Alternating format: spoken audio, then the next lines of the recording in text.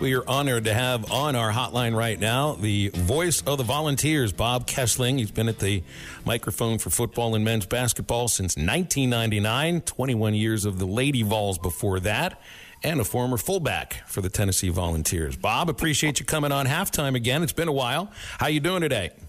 I'm good. I'm glad you listed my playing career at the bottom of the heap there. That's probably where it deserves to be. But, yeah, it's been a good run, and looking forward to the game on Saturday. Absolutely. Hey, did I see also on your bio, did you go straight from graduation to becoming John Ward's spotter and kind of get on the broadcast immediately?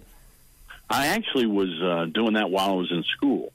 I had gotten a chance to be the film editor for the Bill Battle Show, which is a glamorous title, but basically back then everything was shot on film, the games, and when they would stop the camera, I'd put a little flash frame in there. And my job was to cut out that flash frame and glue it back together. I think I got paid $15 a game, and John Ward said I was overpaid. So anyway, that's kind of how I got in it.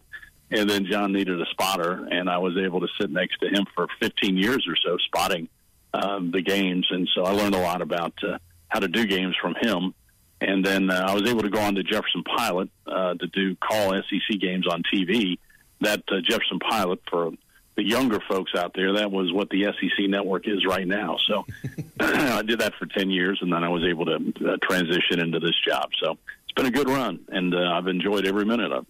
Hey, Bob, Matt Jones here. Hey, Matt. Hey, man, I just want to ask you a little bit about Sampson. And when I think Tennessee Volunteers, Alvin Kamara, Jamal Lewis, Cedric Houston, just they usually have talented running backs. Where do you put him, in the top 10 or so? How good is Sampson as a running back? Well, last year Tennessee had Jalen Wright, and he had a big year, too, over 1,000 yards. And Sampson had to kind of wait his turn and pick his spots behind him. But Sampson in the offseason put on a lot of muscle, increased his speed, which is already elite. It was a track star down in Baton Rouge. So the one thing you look, Matt, at his stats, about 2/3 of his yards come after contact, which means he's breaking tackles. And then if he gets to that first wave, he makes one move, and he's a home run hitter. So he's got elite speed. He's got power. He can catch the ball out of the backfield. He has learned how to pick up blitzes. He's a pretty complete back. And, Tennessee's game plan, everybody talks about Heupel's offense and passing the ball and Hendon Hooker and all this kind of stuff. But he wants to run the ball. He wants to see how you're going to play the run. And if you still keep those defensive backs out there covering those wide receivers, he'll keep running it. And then when you bring the guys into the box to stop the run, that's when he tries to throw it over your head. So, but if you look at his the yardage, he's traditionally over 200 yards rushing every game. And if you do that every game, you got a pretty good chance of winning and putting a lot of points on the board. And that's what Heupel's been able to do since he's been the coach. It seems like it's pretty simple, just, watching Tennessee and looking at the numbers. It's like you run the ball really effectively. You stop the run really effectively.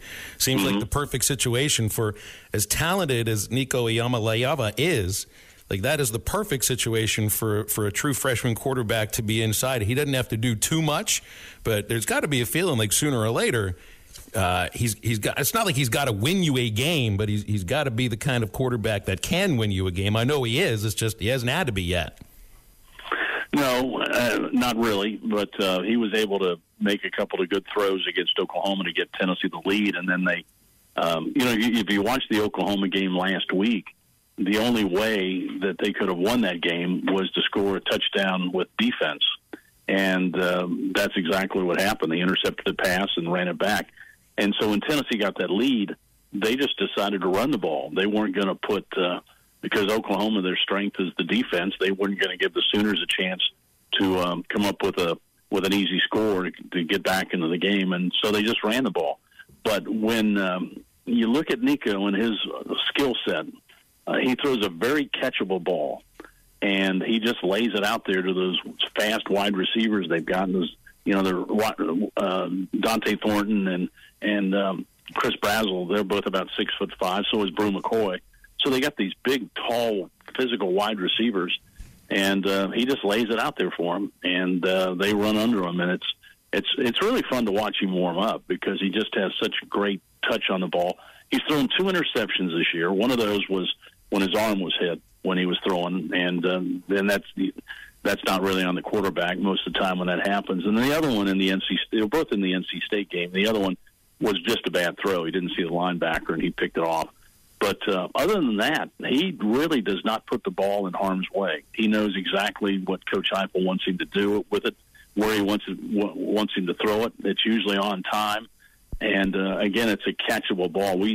Tennessee went through the Joe Milton era, who was just a fabulous athlete. And, of course, he's on the Patriots right now. They love his big arm, and so did Tennessee. But he didn't have the touch that Nico has and doesn't have the ability to put the ball where only your guy can catch it. And a lot of times Joe tried to force it in there. They love their big arm, and so they try and force the ball in there. But Nico, he's got a big arm, but he doesn't do that. He's been around for a year and a half. He sat behind Milton last year and kind of watched, got a chance to play in the bowl game and start the bowl game, and was very productive there. But he knows exactly what Coach Heupel wants to do. And Coach Heupel is very calm, and, it's kind of level-headed each week. He kind of approaches everything the same way, and so does Nico. And I remember in the NC State game, Pat Ryan, who does the color with us, played in the NFL for 14 years, and he said the key thing you find with a young quarterback is when they make a mistake, when they throw an interception, how they bounce back. And Nico bounced back with flying colors after that first interception and hit squirrel wide on a great switch route down the sideline. And so he shook it off pretty quickly, and that's what you want from a quarterback. Bob, earlier you were talking about the defense and then being able to run the ball. I look at y'all's schedule for the rest of the year. Any way? Is this, you guys are going to be in the playoff 12? Do you think this team is good enough? It's a game of war of attrition. I know you got to get lucky, and you've seen a lot of ball, but do you think this Tennessee team's good enough to win it all this year? Well, you mentioned the fact attrition, and that has hurt Tennessee in some games the last couple of years when they get into end of October and November, and you get guys that are banged up, and you don't really have that quality depth. That's not the problem this year with Tennessee. You'll see on Saturday night they rotate their defensive linemen like it's a hockey line. They play 3 or 4 plays and they bring 4 fresh guys in, and then they play 3 or 4 plays and they bring 4 more in. So they're usually fresh and ready to go in the fourth quarter, and they can withstand an injury or two.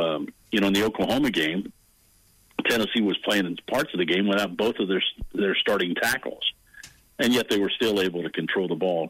So they've got better depth than they've had. And when Josh Heupel took over, he only had 58 players on the roster, and they had the NCAA restrictions at that time that really hurt building the roster. But he's concentrated on restocking it and building up, especially the offensive and defensive line.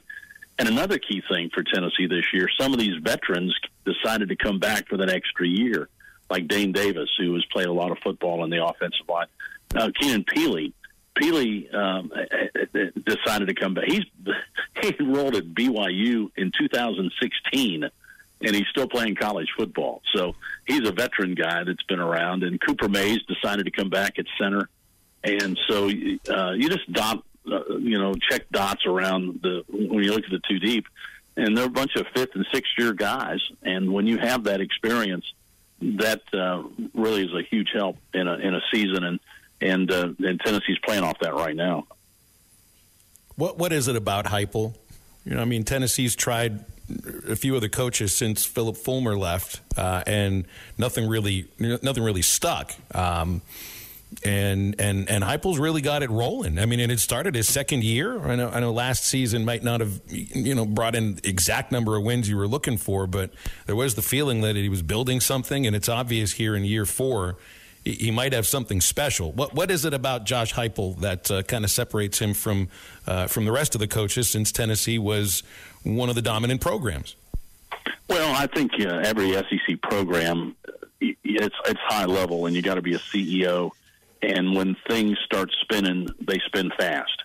And I think we've seen here at Tennessee for several of the coaches, it just got spinning too fast, and they got away from them in recruiting and and some of these other things. And it's really easy for this thing to go south. And Coach Heupel, he's extremely confident in his ability to call plays and to run an offense.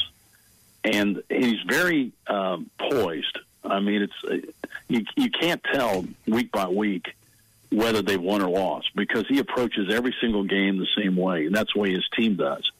I think he's a good judge of talent, especially at quarterback, and I think that he has been able to get these guys to play for him. And I think when you have experienced players, that's also a big boost right now, and I think that's what Tennessee's playing off, this experience. And he talked about creating a culture, and all coaches do that. But when he first got here, he had to build this thing from the ground floor up.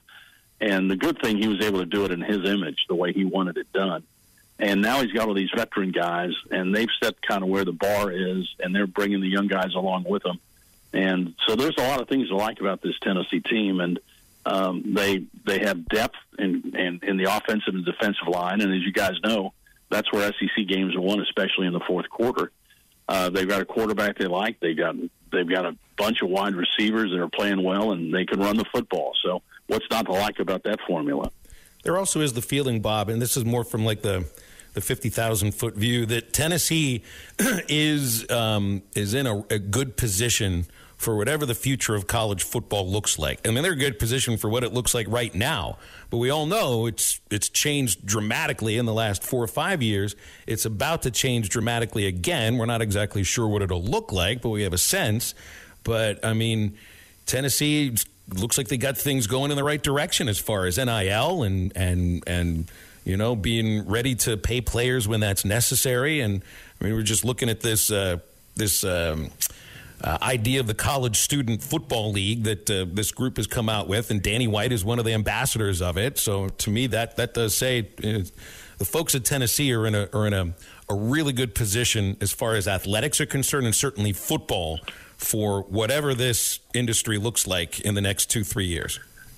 Well, I think the one thing that Danny White and all the coaches have done is, whether you like NIL or not, it's here. And if you want to be successful, you better adjust to it. And so Tennessee, they're playing the game. I mean, I don't know if they're up where Ohio State is at $20 million, but they've got a pretty good payroll in all the sports. And so they're embracing, these are the rules, and so we're going to play by them. And I don't know if you guys saw that for next year, Danny White's put a 10% tax, I guess is what he's calling it, on all tickets that they're selling, and all that money is going into NIL. So I don't know how much money that'll generate, but and the people that don't like it, well, do you want to have a good football team or not? And these are the rules, and if you want your team to be good, you're going to have to abide by this. And then there was already a built-in 4% raise, so they're raising ticket prices 14% next year. And they'll still sell it out, and there's still a waiting list for tickets. And so, you know, the fan base right now is starved for a lot of success in all sports, especially football. And so far, they've been willing to tote the bill. And I think a lot of schools are going to have to do that going forward. And Danny White's a very aggressive athletic director, and he has kind of set the bar for all his sports. And he finishing 4th or 5th in the SEC is not good enough for Danny White.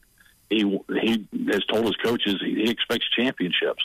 So, and that has kind of created an atmosphere of success around Tennessee because, you know, the baseball team won the national championship last year. The basketball team went to the Elite Eight, won the SEC championship regular season. So the bar's set pretty high right now. And Danny White, I think, is going to keep it there. And by tacking on the 10%, the people that don't like it, he'll say, well, somebody else is going to buy your ticket, so either pay it or, stay home and watch the games on TV.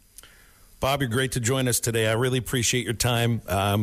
Good luck with all the final prep and safe travels, and we'll see you Saturday at Razorback Stadium. I'm looking forward to it. Thanks for having me on, guys. You guys take it easy on us. Thanks, Bob. That's Bob Okay, Kessling. see you later. He is the longtime radio voice of the Tennessee Volunteers. And we appreciate him joining us today on Halftime. BetOnline is your number one source for all your betting needs. Get the latest odds, lines, and matchup reports for baseball, boxing, golf, and more. BetOnline continues to be the fastest and easiest way to place your wagers, including live betting and your favorite casino and card games available to play right from your phone. Head to the website or use your mobile device to sign up today and get in on the action. Remember to use our promo code BELIEVE, that's BLEAV, for your 50% welcome bonus on your first deposit. Bet online, where the game starts.